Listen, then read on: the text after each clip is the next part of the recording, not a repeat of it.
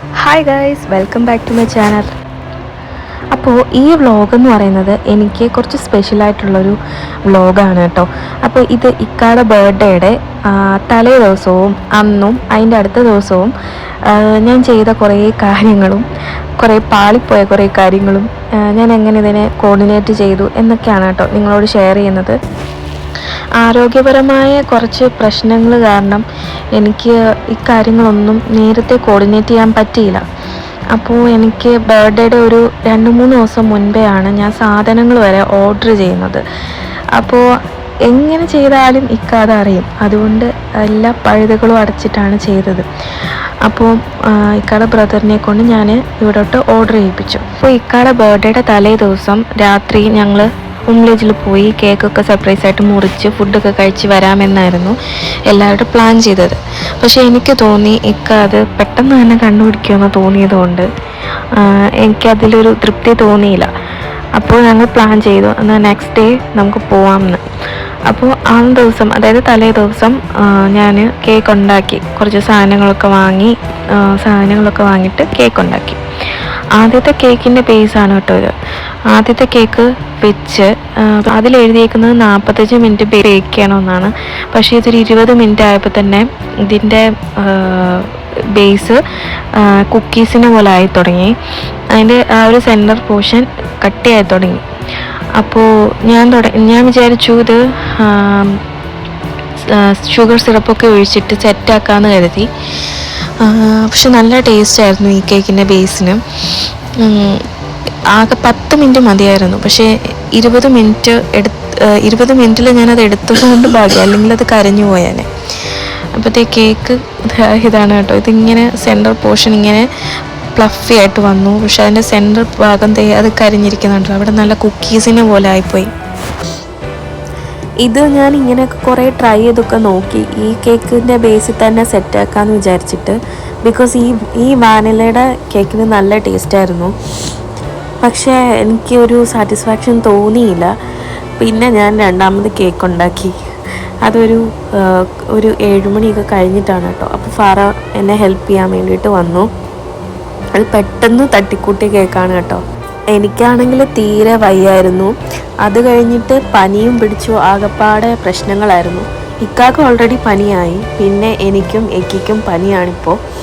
അതുകൊണ്ട് സംസാരിക്കാനും ഒക്കെ വയ്യ. ബർത്ത്ഡേയുടെ ഗിഫ്റ്റ് ഒക്കെ വാങ്ങിക്കുന്നത് നേരിട്ട് തന്നെ വാങ്ങിക്കണമെന്ന് ആഗ്രഹം ഉണ്ടായിരുന്നു.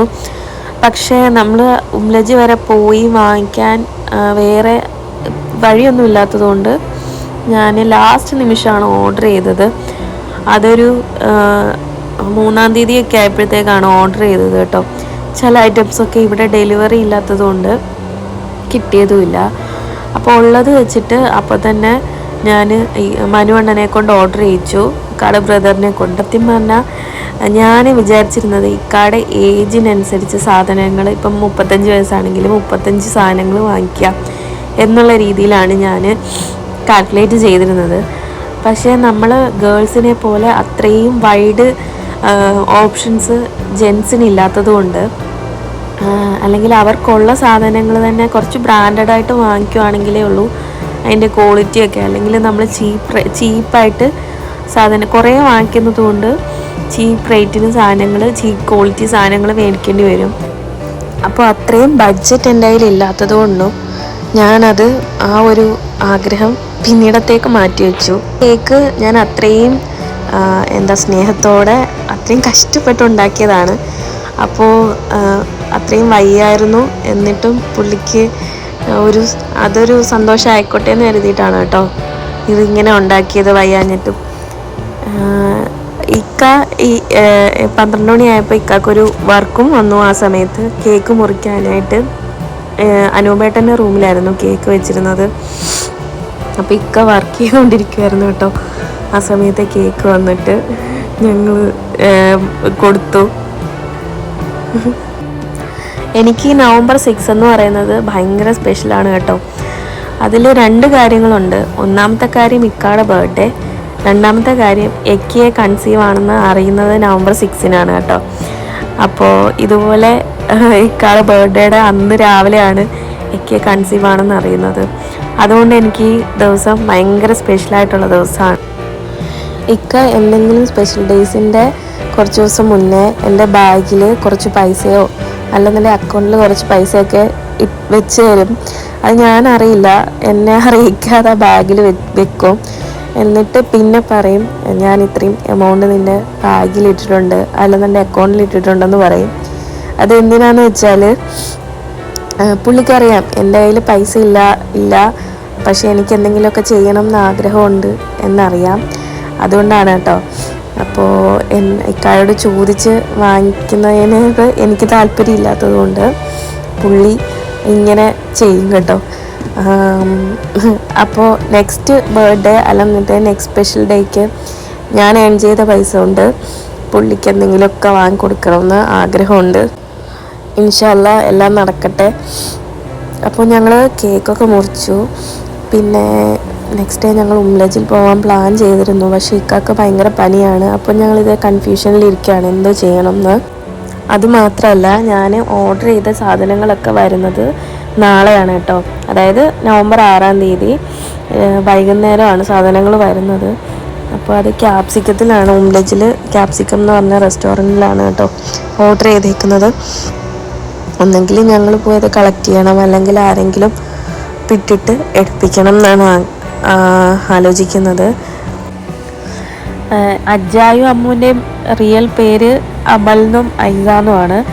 അപ്പോൾ ഇവരെ കുഞ്ഞിലെ തൊട്ടേ ഞങ്ങളെ അറിയാം. ഞങ്ങളുമായിട്ട് ഭയങ്കര അറ്റാച്ച്മെൻ്റാണ്. കാരണം ഞങ്ങൾ 2 ഫാമിലിയും ഒരുമിച്ചായിരുന്നു താമസിച്ചിരുന്നത് അൽവജിൽ.